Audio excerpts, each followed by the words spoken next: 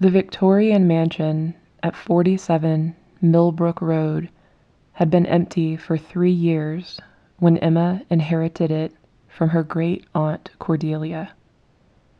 The morning she arrived with the keys, the real estate agent refused to go inside. "I'll wait in the car.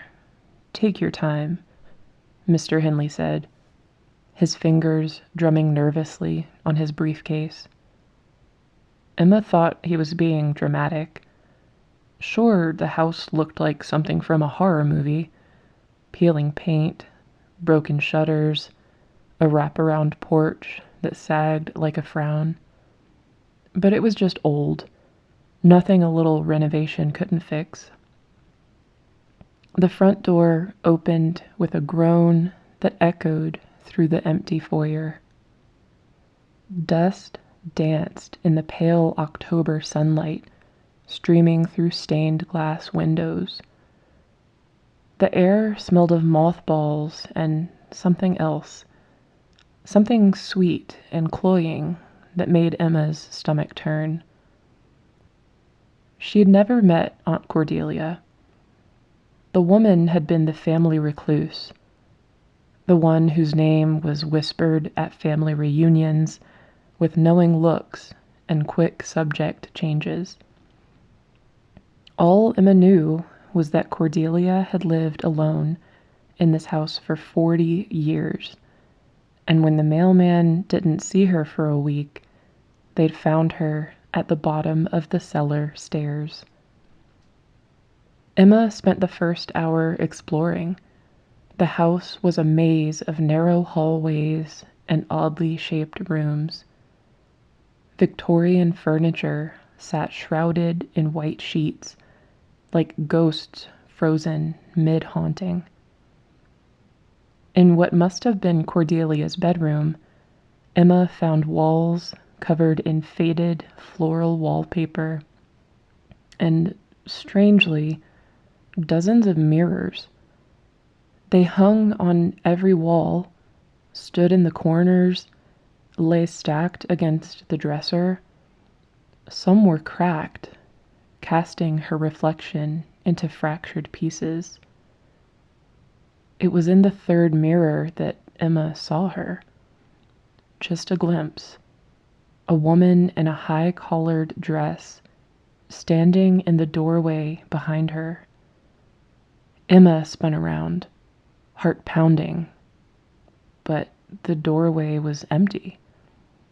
When she looked back at the mirror, the woman was gone. "Old houses," Emma muttered, trying to ignore how her voice shook. She decided to start with the cellar, to see where Cordelia had died. The stairs were steep and narrow, with wood soft with rot. At the bottom, her phone's flashlight revealed a typical basement. Stone walls, exposed beams, an ancient furnace squatting like a metal toad in the corner. But the walls weren't empty. They were covered in writing. Thousands of lines of text carved deep into the stone. It was the same phrase over and over. "She won't let me leave." The words started large and careful near the ceiling, but as they descended, they became frantic, overlapping, gouged so deep that stone dust littered the floor. Emma's flashlight trembled. The writing covered every wall, disappearing into the shadows. How long would it take to carve all of this? Years? Decades? A door slammed upstairs. Emma ran up the cellar stairs, taking them 2 at a time. In the foyer, all of the sheets had been pulled from the furniture. They lay in a heap in the center of the room, and on top of them sat a leather journal, Cordelia's diary. Emma picked it up with shaking hands. The first entries were normal: grocery lists, thoughts on the weather, complaints about noisy neighbors. But as the years passed, the tone changed. March 15th, 1985. She's in the mirrors again, watching, always watching.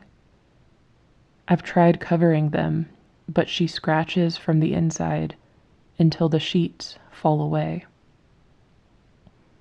July 2nd, 1987. I know what she wants.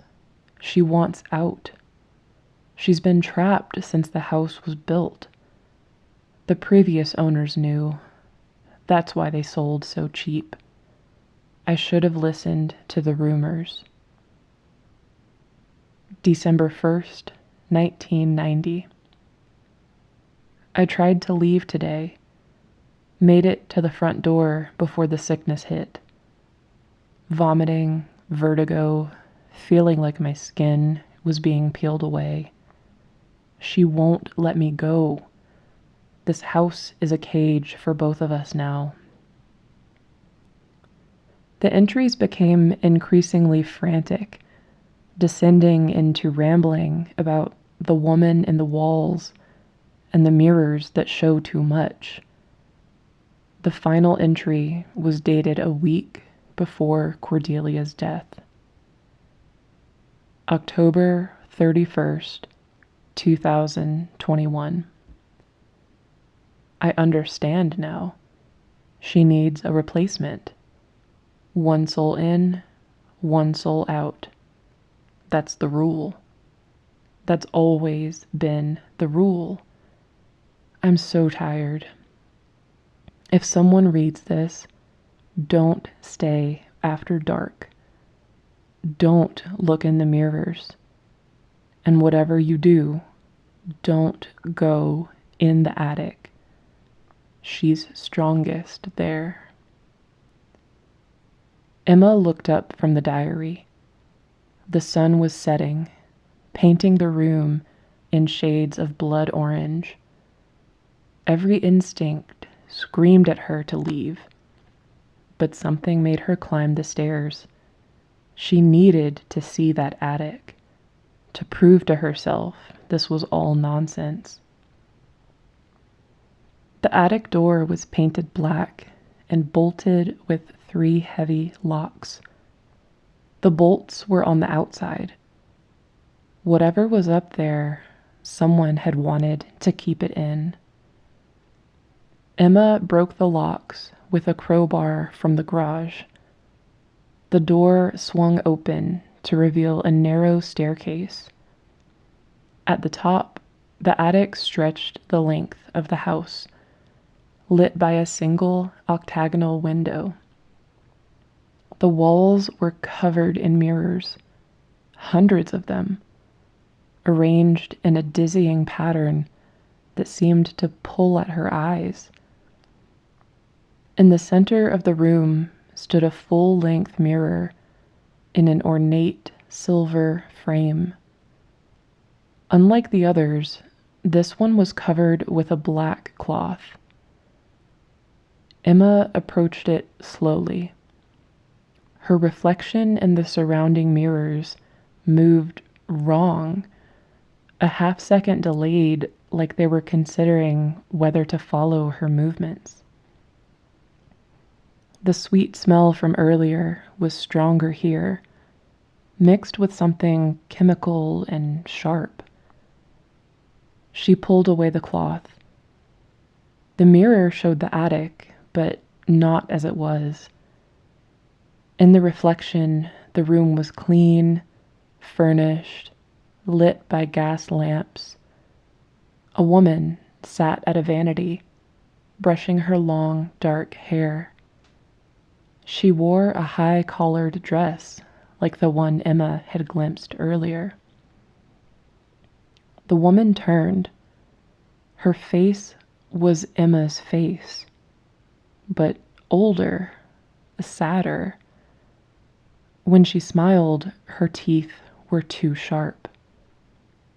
"Finally," the reflection said, and Emma heard the voice both from the mirror and from behind her. "I've been waiting for someone to take my place." Emma tried to run, but her legs wouldn't move.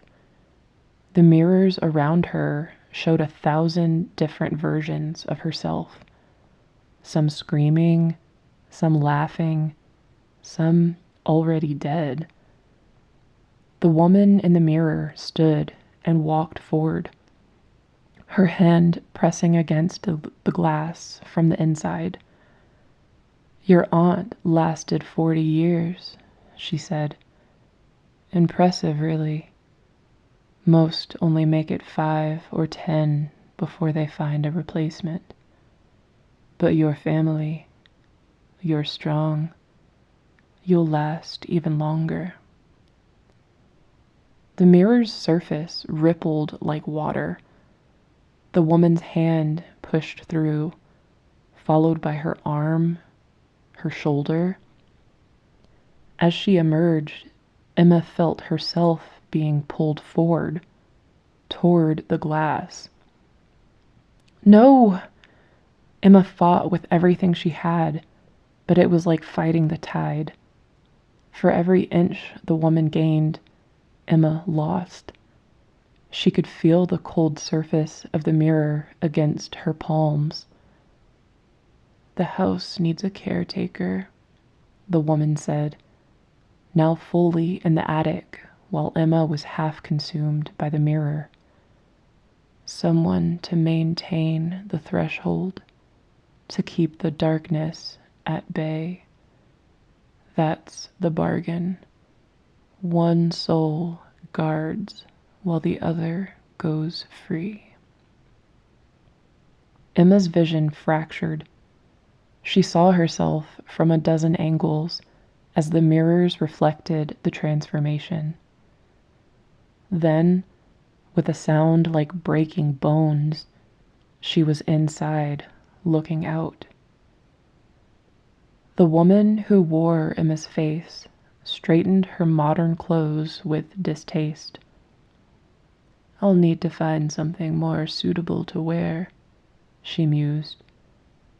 Then she smiled at Emma, trapped in the mirror. "Don't worry, dear. The first few years are the hardest. After that, the madness feels almost like home."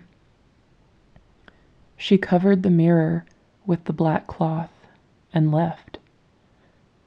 Emma screamed and pounded on the glass until her fists bled, but no sound escaped.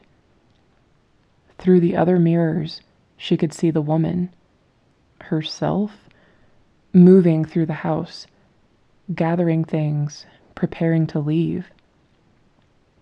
At the front door, the woman paused and looked back, as if she could feel Emma watching. Then she was gone. Days passed, weeks. Emma learned she could move between mirrors, could sometimes make herself visible, but only for moments. She watched people come to look at the house, potential buyers who fled when the temperature dropped or doors slammed. She tried to warn them, but all they saw was a flicker in the glass, a shadow in the corner of their eye. Sometimes she heard scratching in the walls. Other things lived in this house, things that had been trapped far longer than her. They whispered secrets about the original owner who'd made the first bargain, about the thing in the basement that fed for years, about the proper way to lure a replacement. Emma resisted. She carved warnings in the cellar walls. She filled journals that appeared in the mirrors. She swore she wouldn't become like Cordelia, wouldn't trap an innocent soul. But isolation erodes resolve like water on stone. And when the young couple arrived one autumn day, talking excitedly about restoration and starting a family, Emma found herself stepping closer to the glass. Just one appearance, she told herself, just enough to scare them away. But the woman saw her and didn't run. Instead, she stepped closer, fascinated. "Did you see that?" she asked her husband. "In the mirror. I swear there was someone there." Emma knew she should hide, should let them leave. Instead, she pressed her palm against the glass and smiled. After all, she'd been waiting for someone to take her place.